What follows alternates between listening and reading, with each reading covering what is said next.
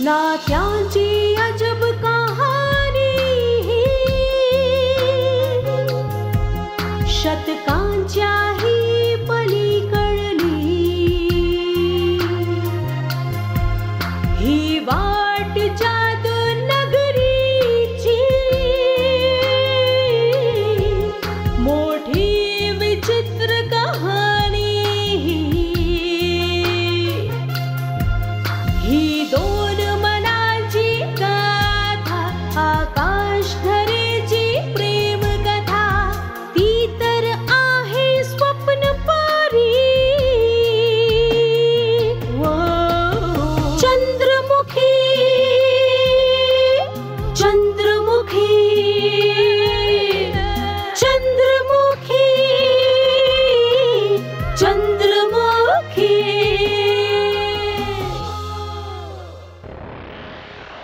समस्या अति गंभीर आहे। आम्ही लुटारू दुर्गेश्वरीला पकडण्याची योजना बनवतोय, परंतु मध्येच हा विचित्र मनुष्य माहित नाही कुठून आला। तो पशु, त्या पशुने अचानक आम्हा दोघांवर आक्रमण केलं मंत्रीवर्य। मंत्रीवर्य, त्याला आम्ही मनुष्य समजून पकडायला गेलो, परंतु बघता बघता तो पशुमध्ये परिवर्तित झाला आणि आमच्यावरच हल्ला केला। मला माहितीये की कुणी असा विचित्र प्राणी रूपनगराच्या जंगलात भ्रमण करतोय। तू मला सूचना दे आणि दरवेळीप्रमाणे यावेळी मी तुला खूप उपहार देईन। रूपनगरच्या गुप्त जंगलात तांडव मजलय तांडव रूपमती देवी। एक मनुष्य आहे जो भयानक पशुमध्ये परिवर्तित होऊन कुणावरही आक्रमण करतो। दादा दादा योजना बनवली आहे दादा। आता तो पशु आपल्या हातून नाही वाचू शकणार। शीघ्र सांग परमवीर, काय योजना बनवलीस तू? आम्ही त्या पशुला आपल्या वशमध्ये करण्यासाठी कोणती सीमा पार करू शकतो? दादा, त्या पशुला वशमध्ये करण्यासाठी आपल्याला त्याला एका मनुष्याची लालूच दाखवायला हवी। काय? त्या पशुला वश करण्यासाठी आपल्याला एका मनुष्याची लालूच दाखवायला हवी? आम्ही काही समजलो नाही परमवीर। दादा, ज्या प्रकारे एखाद्या वाघाला पकडण्यासाठी जंगलात शेळीला झाडाला बांधलं जातं आणि त्या शेळीचा वास आल्याने वाघ त्या झाडाकडे आपोआप येतो, अगदी त्याच प्रकारे आपण एका मनुष्याला जंगलात झाडाला बांधू आणि त्या मनुष्याचा वास आल्याने अवश्य अवश्य तो आपल्याकडे आपोआपच येईल आणि आपण त्या पशुला घेरून आपल्या वशमध्ये करू। हेच म्हणायचं होतं ना तुला परमवीर? हो दादा, आपण आणि आपले सैनिक हातात तलवारी आणि जळत्या मशाली घेऊन त्या पशुला घेराव घालू। आगीच्या विशाल घेरावात स्वतःला सापडलेलं पाहून तो विवश होऊन जाईल आणि अशा प्रकारे आपण अगदी सहजतेने त्या पशुला आपल्या वशमध्ये करू शकतो। तुझी योजना तर अगदी योग्य आहे परमवीर, परंतु या कार्याला पूर्ण करण्यासाठी आपण असा मनुष्य आणणार कुठून? हे कार्य पूर्ण करण्यासाठी तुझ्याकडे एक मनुष्य आहे दादा। जर तू ठरवलंस तर नागराजकडून हे कार्य पूर्ण होऊ शकतं। नागराजकडून? परंतु जर आपण तिथे पोहोचण्यापूर्वीच त्या पशुने नागराजचा वध केला तर आपण काय करायचं परमवीर? आपण यापूर्वीच तिथे पोहोचून त्या पशुच्या चारी बाजूंनी आगीचा घेरा बनवू। आग पाहताच त्या पशुचं साहस संपून जाईल आणि तो नागराजला सोडून आपले प्राण वाचवण्यासाठी संघर्ष करू लागेल। तेव्हा संधी मिळताच आपण आणि आपले सैनिक त्याला आगीत जाळून भस्म करून टाकू। तुझी योजना अतिउत्तम आहे परमवीर आणि आम्हाला पूर्ण विश्वास आहे की यावेळी आपल्याला सफलताही अवश्य मिळेल। परंतु या कार्यासाठी तू नागराजचीच का निवड केलीस? कुणी दुसऱ्या मनुष्याला का नाही निवडलेस? कारण नागराज सदैव तुझ्या समोर आपले प्राण देईन असं म्हणत असतो। जर तो खरंच तुझा स्वामी भक्त आहे तर हे कार्य पूर्ण करण्यासाठी तात्काळ तयार होईल आणि जर तो तुझ्या स्वामी भक्तीचं ढोंग करतोय तर काही ना काही कारण सांगून असमर्थता दाखवेल। वाह परमवीर वाह, काय दूरदृष्टी आहे तुझी। एकाच तीरात दोन शिकारी करता येतील आणि आपल्याला नागराजच्या स्वामी भक्तीची सत्यता पाहता येईल। तू तात्काळ राजवीर पर्यंत हा संदेश पोहोचव की मी त्याला आणि नागराजला बोलावलंय म्हणून। महामहिम, मला तर वाटतंय मंत्रीवर्यांनी आपल्याला त्या योजनेवर विचार करायला बोलावलं असेल जी अवश्यच परमवीर सिंगने बनवली आहे. तुम्हाला काय वाटतं? मलाही असंच वाटतंय की मंत्रीवर्य किंवा परमवीरने त्या भयानक पशुसोबत लढण्यासाठी एखादी रणनीती बनवली असेल. कदाचित यावर आपल्याला विचार विनिमय करायला बोलवलं असेल. महामहिम, मी तर असं म्हणेन की तुम्ही त्यांच्या प्रत्येक योजनेवर नीट विचार करून आपली प्रतिक्रिया व्यक्त करा. मंत्रीवर्य रणवीर सिंग आणि परमवीर सिंगला असंच वाटलं पाहिजे. तुम्हीही त्या मनुष्यरूपी पशुमुळे तितकेच काळजीत आहात जितके ते दोघे. तुम्ही फक्त त्यांच्या आदेशावर होला हो म्हणत राहा. योग्य बोलतोयस नागराज. आपल्याला त्यांच्या प्रत्येक आदेशावर होला हो म्हणायला हवं आणि सोबत हेही पाहायला हवं की त्यांची पुढची योजना काय आहे. कारण आपली पुढची रणनीती त्यांच्या योजनेनुसारच बनवायला हवी. तुम्ही अगदी सत्यच बोलताय महामहिम. आणि तसंही आपल्याला कुठे त्यांच्या नव्या रणनीतीवर कार्य करायचंय. नेहमीप्रमाणे आपल्याला आपल्याच रणनीतीवर कार्य करायचंय. योग्य बोलतोयस नागराज. मंत्रीवर्यांच्या आदेशाचं पालन करणं मी तसंही सोडून दिलं होतं. महालात मी सवय लावून ठेवली आहे त्यांच्या होला हो म्हणायची, ज्यामुळे ते आपल्यावर प्रसन्न राहतील आणि आपल्यावर कधीही संशय घेणार नाहीत. महामहिम, परंतु एका गोष्टीची तुम्हाला अवश्य काळजी घ्यायला हवी. एका गोष्टीची. मंत्रीवर्य रणवीर सिंग आणि परमवीर सिंगलाही जराही असा संशय येता कामा नये की तुम्ही केवळ त्यांच्या होला हो म्हणत आहात. मला तुझी स्वामी भक्ती आणि कार्याप्रती समर्पण पाहून अत्यंत हर्ष होतोय नागराज. जर तू अशाच प्रकारे समर्पण आणि बहादुरीने माझी साथ देत राहिलास तर मी माझा उद्देश प्राप्त करण्यात सफल होईल. आणि तो दिवस केवळ माझ्यासाठीच नाही तर तुझ्यासाठीही महत्त्वपूर्ण असेल. महामहिम, मंत्रीवर्य रणवीर सिंगांचा तळ जवळ आलाय. आपल्याला आपला वार्तालाप इथेच संपवायला हवा, अन्यथा त्यांना संशय येऊ शकतो. चला.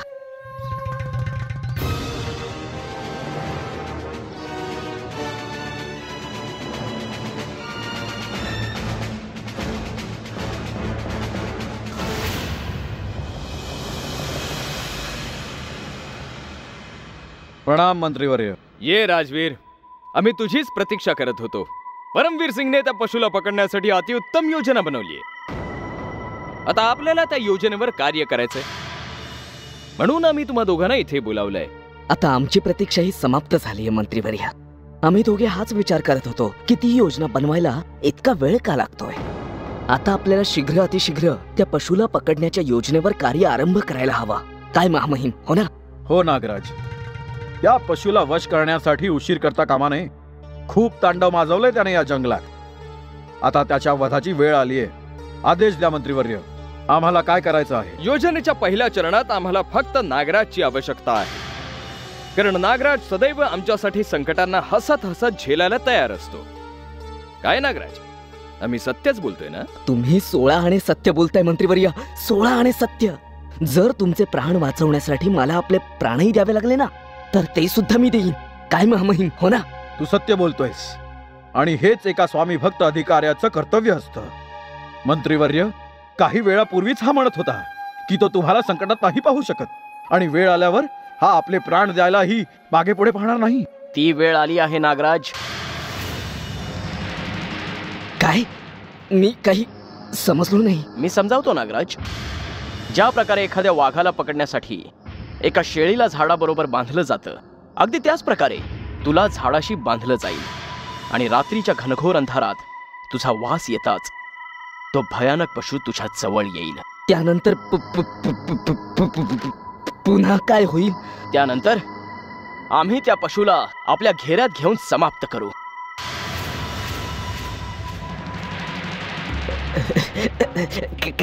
काय बोलताय परमवीर सिंग? काय बोलताय तुम्ही? इतक्या लहानशा कार्याला माझी काय आवश्यकता आहे? हे कार्य तर तुमचा कोणताही सैनिक करू शकतो. हा कोणीही करू शकतो. आणि हो सर, मी तुम्हा सगळ्यांसोबत त्या पशुला पकडण्याचा मोर्चा सांभाळला ना तर सर्वात चांगले ठरेल ते. काय महामहिम, बोला ना, समजवा ना. नाही नागराज, हे कार्य पूर्ण करण्यासाठी आम्हाला तुझ्याच प्रमाणे एक बुद्धिमान व्यक्ती आणि वीर योद्ध्याची आवश्यकता आहे. म्हणून आम्ही हे कार्य तुला सोपवतोय. कुणा दुसऱ्यावर आम्ही विश्वास नाही ठेवू शकत. परमवीर योग्यच बोलतोय नागराज. हे कार्य तुझ्यापेक्षा उत्तम कोणीच नाही करू शकत. आता बोल, तुला काय म्हणायचंय? मी आता कोणाला काय म्हणायचं आहे मंत्रीवर्य? बस तुमच्या आदेशाचं पालन करायचं आहे. सांगा. जसं निशाचरी आम्हाला त्या पशूच्या येण्याची सूचना देईल आपण कार्याला आरंभ करू. आता तुम्ही दोघे जा आणि आपला मोर्चा सांभाळा. प्रणाम मंत्रीवर्य. आम्ही तुमच्या आदेशाची प्रतीक्षा करू. चल नागराज. प्रणाम मंत्रीवर्य.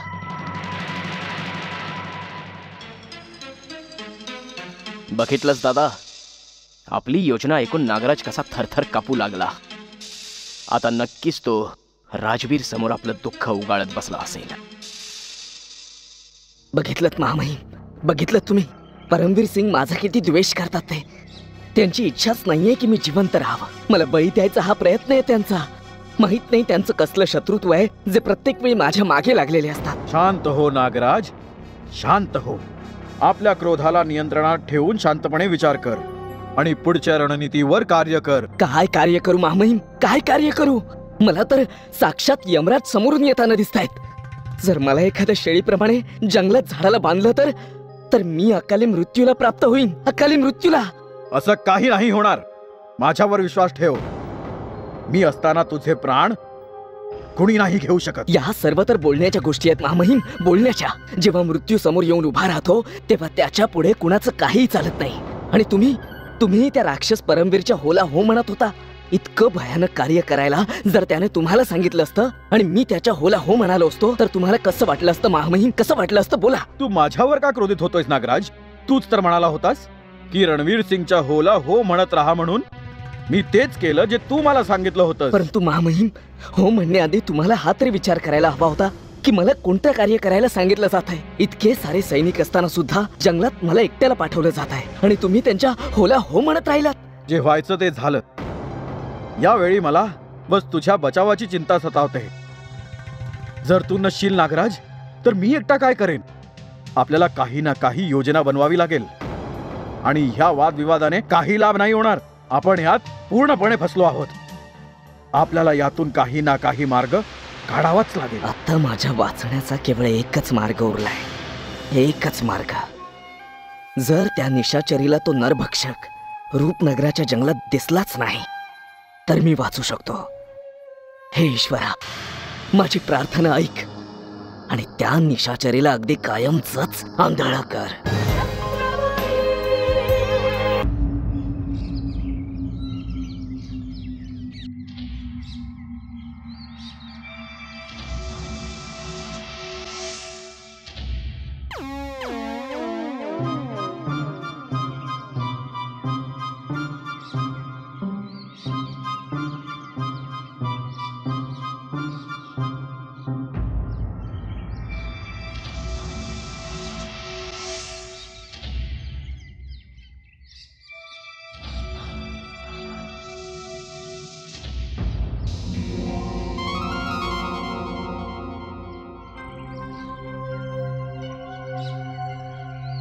थांबा निशाचरी. अरे चंगू मंगू, तुम्ही दोघे इथे? तुम्ही दोघे रूपनगराचा महाल सोडून या मायावी जंगलात काय करताय? असं ऐकलंय की या गुप्त जंगलात आमच्या सरकारांसारखा विचित्र प्राणी फिरतोय. आम्ही त्यालाच भेटायला आलोय निशाचरी. काय तुम्ही त्या विचित्र प्राण्याला पाहिलंय? तुमचे सरकार धुवा सिंग सारखा तर या जंगलात कोणीच नाहीये. वाटतंय तुम्हाला आम्हाला सांगायचं नाहीये, परंतु जसे आमचे सरकार अर्धे मनुष्य आणि अर्धे पशु आहे, त्यांच्यासारखाच एक विचित्र प्राणी या जंगलात आलाय जो अर्धा मनुष्य आणि अर्धा पशु आहे.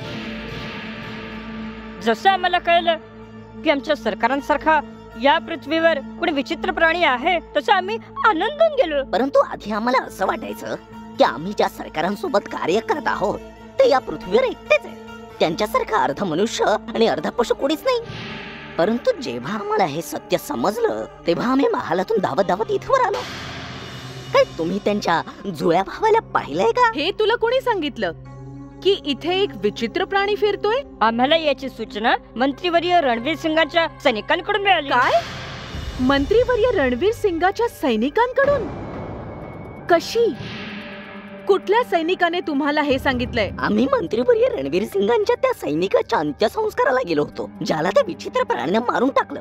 आम्हाला तिथेच कळलं की मिल्खा सिंगला ज्याने मारलंय तो विचित्र प्राणी कधी मनुष्य तर कधी पशु बनतो. जर तुम्ही ते विचित्र मनुष्याला पाहिले तर सांगा ना, आम्ही आपल्या वेतनातलं अर्ध धन तुम्हाला देऊन टाकू. तुम्ही दोन पेटुकले मला समजता काय मूर्खांनो? माझी गंमत करताय? जर मी हे मंत्रीवर्य रणवीर सिंगांना सांगितलं तर ते तुम्हाला कठोर दंड देऊ शकतात. तुम्ही आम्हाला धमकी देता निशाचरी देवी? हो, याला माझी धमकीच समजा. जर तुम्ही दोघे पुन्हा कधी माझ्याशी अशी बडबड केली तर मी मंत्रीवर्य रणवीर सिंगांना सांगून तुम्हाला रूपनगराच्या महालाबाहेर काढेन. अहो, तुमचे मंत्रीवर्य रणवीर सिंग आम्हाला काय महालाबाहेर काढणार? अरे ते तर स्वतःच आमच्या होणाऱ्या नव्या सरकारनं घाबरतात.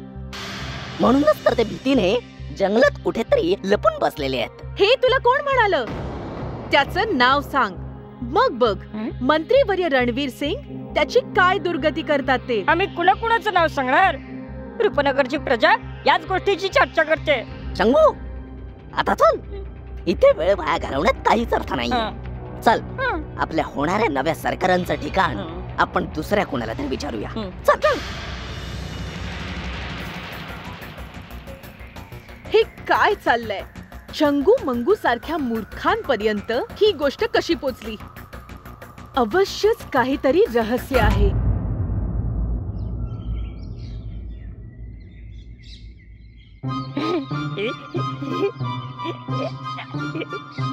बाबा, माहित नाहीये तो नरभक्षक आता कुठे फिरत असेल. कशी घाबरली का? चंगू मंगू, तुम्ही दोघे इथे या जंगलात? काय तुम्हाला माहित नाहीये की या जंगलात किती संकट आहेत ती?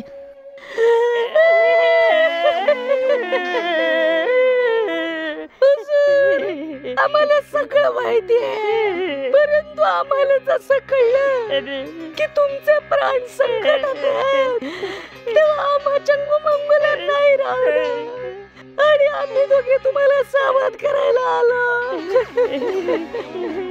अरे मूर्खांनो, हे तुम्हाला कोणी सांगितलं की माझे प्राण संकटात आहेत? माझे प्राण? आणि तुम्ही मला कशापासून सावध करायला आला? आम्ही दोघे तुम्हाला हे सांगायला आलोय की मिल्खा सिंग नंतर तुमचीच वेळ आली आहे. माझी वेळ? महामहिम, हे दोघे काय बोलतायत? मला तर काहीच कळत नाहीये. चंगू बंगू, स्पष्टपणे सांगा तुम्हाला काय म्हणायचं आहे ते. आम्हाला हे बोलायचंय की जो मनुष्य अर्धा पशु आहे त्याच्या भोजनाचा पुढचा घास नागराज बनणार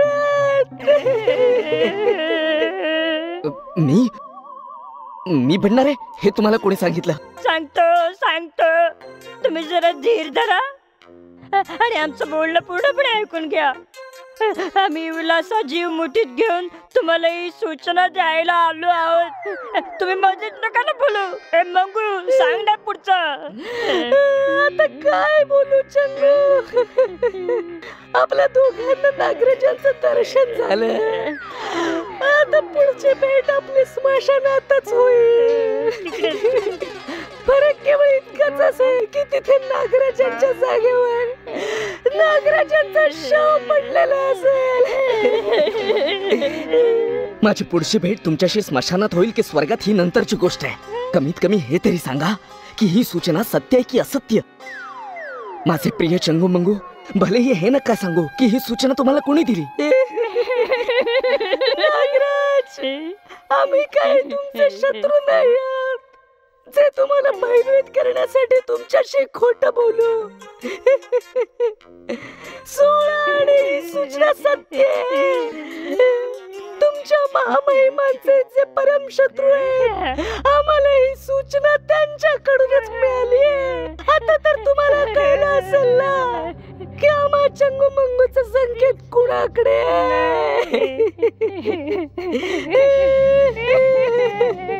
समजलो महामहिम, मी समजलो. ते शत्रू केवळ मंत्रीवर्य रणवीर सिंग आणि परमवीर सिंगच आहेत. मंत्रीवर्य रणवीर सिंगने आपल्याला मृत्युमुखी देण्यासाठी इथे कार्य करायला पाठवलंय. मंत्रीवर्य रणवीर सिंगने आपल्याला मृत्युमुखी देण्यासाठी इथे कार्य करायला पाठवलंय. तुम्ही बरोबर ओळखलं नागराज, परंतु आम्ही तुमच्यासाठी शुभ समाचार घेऊन आलोय. हो ते दोघे त्या भयानक पशुमुळे भयभीत होऊन त्या भयानक जंगलात लपलेत. परंतु त्या दोघांना हे नाही माहित की तो भयानक पशु त्या भयानक जंगलातही त्यांच्यापर्यंत पोहोचेल. हे सर्व तुम्हा दोघांना कसं माहित? इतक्या सर्व गुप्त सूचनांची माहिती तुम्हाला कशी कळली? सरकार, तुम्ही आंबे खा, कुठून आले म्हणून नका विचारू. आम्हाला तर नागराजांचं दर्शन झालं. आता नागराज जर जिवंत राहिले तर आपण पुन्हा भेटू. चंगू चल येतो आम्ही. आता काय बोलू चंगू? ईश्वरा, नागराजांच्या आत्म्याला शांती दे. चल चंगू. तुझा संशय खरा ठरला नागराज. मंत्रीवर्यांनी आपल्याला त्यांच्या जाळ्यात फसवलं, परंतु त्यांना नाही माहित की राजवीर सिंगला वशमध्ये करणं असंभव आहे. त्यांनी आपल्या सोबत कपट केलंय, म्हणून आपण त्यांची साथ सोडून देऊ आणि अतिशीघ्र त्यांच्या सोबत विद्रोह करू. तुम्ही माझ्या मनातलं बोललात महामहिम. आता आपण मंत्रीवर्य रणवीर सिंग आणि परमवीर सिंगला त्यांच्याच चालीने मात देऊ. सांग, काय योजना आहे तुझी? महामहिम, मंत्रीवर्य रणवीर सिंग आणि परमवीर सिंग जोपर्यंत इथे जंगलात व्यस्त असतील, आपण या संधीचा फायदा घेऊन रूपनगरात आपलं महत्व वाढवू शकतो आणि एखादं षडयंत्र रचून मंत्रीवर्यांच्या विरुद्ध विद्रोहाचा शंखध्वनीही करू शकतो. योजना उत्तम आहे. आता मंत्रीवर्यांचे वाईट दिवस सुरू झाले. हे ईश्वरा, चंगू मंगूला सदैव सुखी ठेव, सदैव. त्यांनी योग्य वेळी योग्य सूचना देऊन महामहिमांचे नेत्र उघडले. आता बघा मंत्रीवर्य रणवीर सिंग आणि परमवीर सिंग कसे माझ्या समोर आपल्या प्राणांची भिक्षा मागतात. मी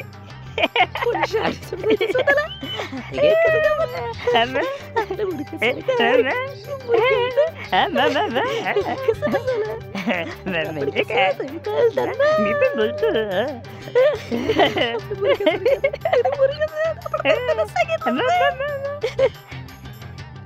बघ ना मग, चांगलं तर दाखव तुला. तुला काय वाटलं जर आम्हाला कळत होतं? आणि आपले मूर्ख सरकार पूर्णपणे मूर्ख. त्यांनी पाहिलंच नाही. तुला काय वाटलं?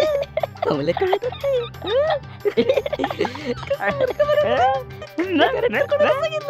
कसं खंडावलं ना. ठीक आहे.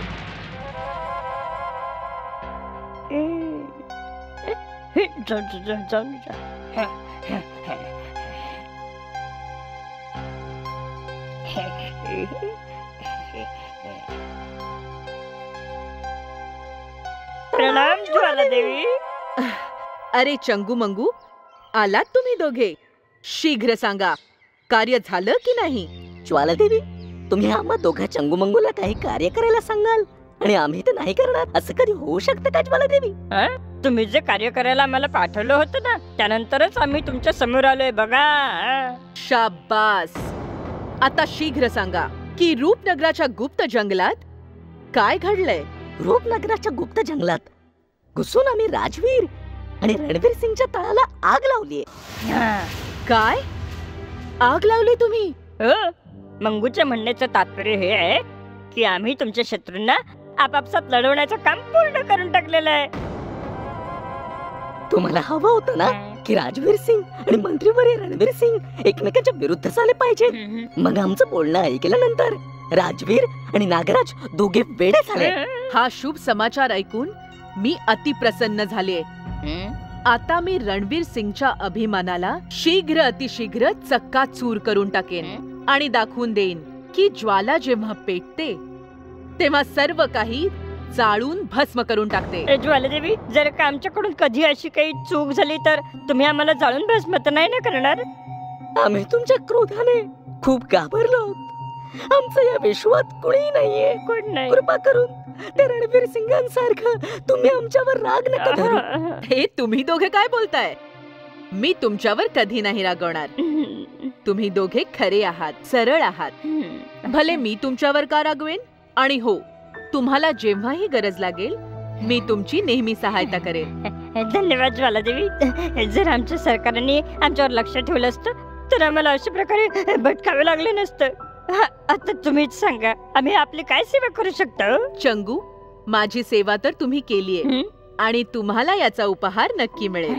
परंतु मला केवळ इतकं अवश्य सांगा की मंत्रीवर्य रणवीर सिंग आजकाल आहेत कुठे आणि काय करतायत? ज्वालादेवी, यावेळी मंत्रीवर्य त्या भयानक पशुपासून आपले प्राण वाचून फिरतायत. त्यांना कळेनासं झालंय की त्यांनी काय करावं आणि काय करू नये. मंत्रीवर्य रणवीर सिंगांना आपल्या चुकांचा दंड भोगावाच लागेल. ज्वालाचा अभेर करून त्यांनी आपल्या मृत्यूला आमंत्रण दिलंय. शेवटी किती दिवस एका पशुच्या भयाने रणवीर सिंग लपून बसतील. एक ना एक दिवस आपला उरला सुरला सन्मान वाचवण्यासाठी त्यांना आपल्या बिळातून बाहेर यावंच लागेल. तुला समजत नाहीये परमवीर, आता आम्हाला उघडपणे समोर यावंच लागेल. मी तुझ्या भावना समजतो दादा, परंतु कदाचित तुला माझ्या भावना समजत नाहीयेत. आम्हाला माहितीये परमवीर, तुझं आमच्यावर खूप प्रेम आहे. आम्हाला हेही माहितीये की तुझ्या मनात आमच्याविषयी नितांत आदर आहे. आम्हाला हेही समजतंय की तू आम्हाला उघडपणे समोर यायला का विरोध करतोयस ते. परमवीर, भलेही आम्ही मंत्री नाही आहोत, परंतु आम्ही या रूपनगरातले शूर योद्धा आहोत. परंतु दादा, परमवीर, रूपनगरातली सारी प्रजा आम्हाला एक पराक्रमी योद्धा समजायची. आमच्या पराक्रमाची गाथा साऱ्या रूपनगरात पसरली होती. परंतु आज आमचे शत्रू आमच्या भ्याडपणाचे किस्से चुटक्या वाजवून सांगतायत. हे आम्ही कसं सहन करू शकतो परमवीर? तू तर आमचा भाऊ आहेस, कमीत कमी तू तर आमच्या भावना समजून घ्यायला हव्यास. मी समजू शकतो दादा की या क्षणी तुला काय वाटत असेल, परंतु ही वेळ संतुलन गमावण्याची नाही तर शुद्धीवर राहून कार्य करण्याची आहे. तुझ्यासारख्या पराक्रमी योद्ध्याला असं संतुलन गमावणं शोभत नाही दादा. जर तू संतुलन गमावून बसलास तर आमचं काय होईल? तू योग्य बोलतोयस परमवीर. हीच योग्य वेळ आहे शुद्धीवर येण्याची आणि हा विचार करण्याची की आम्ही आपला गमावलेला मान सन्मान कसा प्राप्त करू शकतो. तुझा मान सन्मानच माझा मान सन्मान आहे दादा. अवश्य ही आपल्या कुण्या शत्रूची चाल आहे. ते तुला अशा प्रकारे भ्रमित करू इच्छित आहेत की भावनेत तू एखादं असं पाऊल उचलावस ज्याने तुझा पराजय व्हावा आणि तुला खाली पाहावं लागेल. परंतु महालात आपला शत्रू कोण असू शकतो? आणि तसही चंगू मंगू तर केवळ धुवा सिंग साठी काम करतात. हीच तर कूटनीती आहे निशाचरी. तू यात अजून कच्ची आहेस. कूटनीती? मी काही समजले नाही. काळाबरोबर तुला ही कला आपसुकच समजेल निशाचरी. दादा, आता आपलं पुढचं पाऊल काय असेल? आम्हाला काही कळेनासं झालंय परमवीर, परंतु आम्हाला कसल्या तरी षडयंत्राचा वास येतोय. षडयंत्र? तू कुठल्या षडयंत्राविषयी बोलतोयस दादा? मला काहीच कळत नाहीये. आमच्या विषयी ज्या प्रकारे बोललं जात आहे त्यामुळे आम्हाला असं वाटतंय की कोणीतरी अशी व्यक्ती आहे ज्याची इच्छा आहे आमचा पराजय व्हावा. त्याची इच्छा आहे की आम्ही उघडपणे समोर यावं. ती दुर्गेश्वरी अथवा त्या पशुकडून आमचा पराजय व्हावा. आम्हाला माहित करून घ्यायचंय की हे कोणाच्या बुद्धीने रचलेलं षडयंत्र आहे. असं कोण आहे ज्याच्यात इतकं साहस आहे जो रणवीर सिंग विरुद्ध षडयंत्र रचतोय? षडयंत्र मी नाही रचलंय अभय सिंग. काही का असे ना, हे त्या ज्वालाचंच कार्य आहे. कारण इकडचं तिकडे करण्यात तिला खूपच आनंद मिळतो. आणि जर महालात रणवीर सिंगला कुणावर संशय यायला हवा तर तो माझ्यावर नाही, त्या ज्वालावर यायला हवा. रूपमती देवी, त्यांच्या बोलण्यावरून तर असं वाटतंय जे तुम्हाला हवं होतं असंच काहीसं होणार आहे. मी तुझं तात्पर्य समजले नाही अभय सिंग. तुला म्हणायचं तरी काय? स्पष्टपणे बोल. तात्पर्य हे आहे रूपमती देवी, रणवीर सिंग आता जास्त वेळ लपून नाही राहू शकणार. कारण त्याच्यापर्यंत हा समाचार पोहोचलेला आहे की रूपनगरात त्याच्या साहस आणि पराक्रमाचा जो झेंडा फडकत होता तो खाली आलाय. रूपनगरची प्रजा आता त्याच्या पराक्रमाच्या जागेवर त्याच्या भ्याडपणाची चर्चा करू लागली आहे. आणि याच आपल्या गेलेल्या सन्मानाला परत मिळवण्यासाठी रणवीर सिंग आपल्या गुप्त स्थानापासून बाहेर येईल. आणि त्याचं हेच पाऊल आपल्यासाठी अत्यंत लाभदायक असेल. लाभदायक तर तेव्हाच होईल जेव्हा या युद्धात रणवीर सिंगची हार होईल. रणवीर सिंगची हार तर निश्चित आहे रूपमती देवी, यात काही संशय नाही. संशय तर मलाही नाहीये अभय सिंग. परंतु चिंता या गोष्टीची आहे की कदाचित राजवीर आणि नागराज दुर्गेश्वरीच्या विरोधात रणवीर सिंगची साथ द्यायला तयार न होत. आपण चिंता करू नका रूपमती, असं काही नाही होणार आहे. तू हे विसरतोयस अभय सिंग. असं यापूर्वीही घडलेलं आहे. ते दोघे आपसात लढतात आणि पुन्हा एकत्र येतात. आणि तू हेही विसरतोयस की राजवीर आणि नागराज रणवीर समोर त्याची हुजरेगिरी करणारे अधिकारी आहेत. आणि जर ढोंग करण्यासाठी हो म्हणाले तर जर असं घडलंच तर त्याच्यापेक्षा चांगलं काय असेल रूपमती देवी? माझी तर हीच इच्छा आहे. काय? हे तू काय बोलतोयस? तात्पर्य हे आहे रूपमती देवी, राजवीर आणि नागराज रणवीर सिंगच्या होला हो म्हणत असतात, परंतु त्याची पाठ वळताच त्याच्या पाठीत खंजीर खुपसायला तयार असतात. हे तू मला सांगितलंस अभय सिंग? हो, सांगितलं आहे. दरवेळेप्रमाणे या वेळेसही ते दोघे असंच काहीसं करण्याचा प्रयत्न करतील. ते रणवीर सिंगला पटवून देतील की ते दुर्गेश्वरीच्या विरोधात रणवीर सिंगच्या सोबत खांद्याला खांदा लावून लढतील. परंतु या महासंग्रामात ते दुर्गेश्वरीच्या विरुद्ध नाही तर तिच्या सोबत मिळूनच रणवीर सिंगच्या विरुद्ध लढतील. हे तू इतक्या विश्वासाने कसं काय सांगू शकतोस अभय सिंग? असं मी त्यांचं बोलणं ऐकूनच बोलतोय रूपमती देवी. राजवीर आणि नागराज कोणत्याही परिस्थितीत रणवीर सिंगचा विजय नाही होऊ देणार. त्यांचा उद्देश केवळ रणवीरला कमीपणा दाखवणं आहे. बस बस राजवीर आणि नागराज एका चांगल्या संधीच्या शोधात आहेत. सत्य बोलतोयस नागराज. आता वेळ आली आहे. मंत्रीवर्यांविषयी काही ना काही विचार करावाच लागेल. विचार कसला महामहिम, आता तर निर्णय घ्यायची वेळ आली आहे. नाही नागराज, निर्णय घेण्याची वेळ अजून नाही आली. अजूनपर्यंत तशी परिस्थिती निर्माण नाही झाली. मंत्रीवर्यांवर हात टाकण्याआधी आपल्याला काही दुसरा विचार करावा लागेल. महामहिम, आपण विचार करत राहू आणि मंत्रीवर्य षडयंत्रावर षडयंत्र रचत राहतील. नाहीतर असं नको व्हायला महामहिम की तुमचं त्यांना हरवण्याचं स्वप्न एक स्वप्नच राहील. कधी कधी मला असं वाटतं कदाचित मी तुला गरजेपेक्षा जास्त सूट देऊन ठेवले. आपल्या मर्यादेत राहून बोलत जा नागराज. क्षमा करा महामहिम, माझा उद्देश तुम्हाला क्रोधित करण्याचा नव्हता तर तुम्हाला मंत्रीवर्यांपासून सावध करण्याचा होता. मला माहित आहे की मला काय करायचं आहे आणि काय नाही. तर मग आपली पुढची रणनीती काय असेल महामहिम? आपल्याला शीघ्र मंत्रीवर्य रणवीर सिंगला अगदी कायमचं आपल्यापासून दूर करायला हवं. तुम्ही तर माझ्या मनातलं बोललात हुजूर, माझ्या मनातलं बोललात. जर चंगू मंगू सारखे तुच्छ प्राणी मंत्रीवर्यांच्या चाली समजू शकतात तर आपल्यासारखे अधिकारी का नाही समजू शकत? आता माझे नेत्र उघडलेत नागराज. आता मला समजलंय की माझं आपलं कोण आहे आणि कोण परक.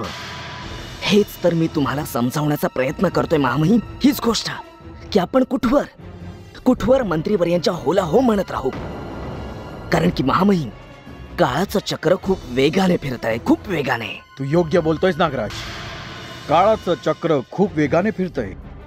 सुखाचा मुकुट आपल्याकडे आणि दुःखाचा मुकुट मंत्रीवर्यांच्या दिशेने वेगाने येत आहे. आपल्याला या संधीचा लाभ घ्यायचा आहे. महामहिम, आपण आता मंत्रीवर्यांचं कोणत्याही प्रकारे सहाय्य करता कामा नये, अन्यथा तो परमवीर मला बळीचा नैवेद्य बनवून त्या पशु समोर ठेवेल. महामहिम, मी अकाली मृत्यूला प्राप्त होऊ इच्छित नाही. नाही, अकाली मृत्यू तुझा नाही, मंत्रीवर्य रणवीर सिंग आणि परमवीर सिंगचा होईल. मी निर्णय घेतला आहे की आता आपण मंत्रीवर्यांसमोर उघडपणे येऊ आणि त्यांच्याशी युद्ध करू आणि कोणत्याही परिस्थितीत त्या बंदी युवराजाला मंत्रीवर्यांच्या कारागृहातून सोडवण्यात त्याच्या भावाची मदत करू.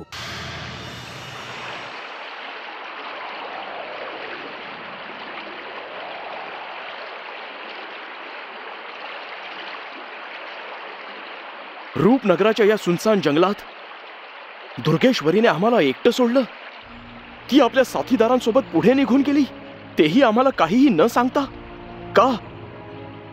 का केलं तिने असं? आमच्या हातून अशी कोणती चूक झाली जे दुर्गेश्वरीने अचानक आमच्याशी असलेलं नातं तोडलं? नाही युवराज, असं नाहीये. दुर्गेश्वरीने तुझ्याशी नातं नाही तोडलंय. दुर्गेश्वरी तुझ्या सुरक्षेसाठीच तुला इथे एकटं सोडून गेलीये. आमच्या सुरक्षेसाठी? हे तुला कसं काय माहित? आश्चर्यचकित नको होऊस. मी एक परी आहे म्हणून मी तुझ्याशी कधीच असत्य नाही बोलणारी विराज. दुर्गेश्वरीची इच्छा आहे की पुढे जाऊन तुझ्यावर एखादं संकट येऊ नये म्हणून कोणतंही कारण न सांगता ती इथून निघून गेली. परंतु हा निर्णय दुर्गेश्वरीने आम्हाला न विचारता घेतला. आता आम्ही आपल्या भावाला कसं भेटणार? माहित नाही ते कशा प्रकारे कसे आपलं जीवन व्यतीत करत असतील. तुझा भाऊ सूर्यप्रताप सिंग आता सुरक्षित आहे युवराज. परंतु तो रणवीर सिंगच्या गुप्त कारागृहात बंदी आहे. आमच्या भावाला बंदी बनवणं असंभव आहे. मग कोणत्या अशा शक्तीने त्यांना पराभूत केलं? जादूगार भैरवनाथाने आपल्या जादुई शक्तींनी युवराज सूर्यप्रताप सिंगला आपल्या जाळ्यात फसवलं होतं युवराज.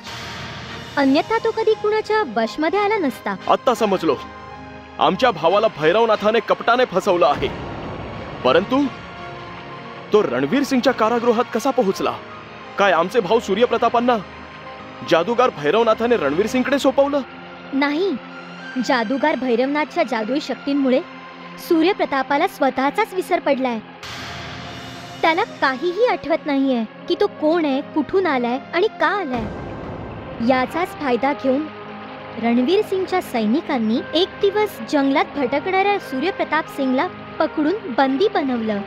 आम्ही जादूगार भैरवनाथ आणि रणवीर सिंगला आता जिवंत नाही सोडणार. ज्या दिवशी आमचा सामना त्यांच्याशी झाला तो दिवस त्यांच्या जीवनाचा अखेरचा दिवस असेल. आम्ही तर इतके विवश आहोत की हेही नाही माहीत की दुर्गेश्वरी कुठे आहे. माहीत नाही कुणाच्या भयाने तिने आम्हाला या जंगलात एकटं सोडलंय. रणवीर सिंगला कळलं होतं की तू आणि दुर्गेश्वरी सूर्यप्रतापला सोडवण्यासाठी या गुप्त मार्गाने येत आहात. म्हणून तुला सुरक्षित ठेवण्यासाठी दुर्गेश्वरी एकटीच आपल्या टोळी सोबत निघून गेली. परंतु आम्ही इथे पोहोचल्याची सूचना रणवीर सिंगला कशी काय मिळाली?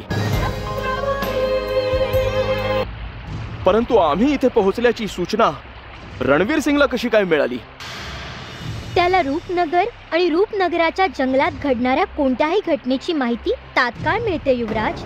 रणवीर सिंगकडे शेकडो गुप्तहेर आहेत जे त्याला सर्व गुप्त सूचना देत राहतात. परंतु दुर्गेश्वरीला हे कसं कळलं की रणवीर सिंगला आमच्या येण्याविषयी माहिती मिळाली? दुर्गेश्वरी अनेक वर्षांपासून रूपनगराच्या जंगलात राहते, म्हणून तिच्याकडेही अनेक गुप्तहेर आहेत जे तिला शत्रूच्या गुप्त सूचना देत राहतात.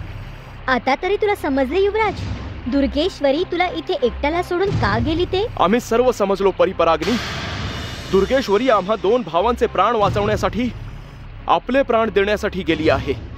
जर तिला काहीही झालं तर आम्ही प्रण करतो की रूपनगराच्या या जंगलात आग लावून टाकू, ज्यात जळून रणवीर सिंग मृत्यूला प्राप्त होईल.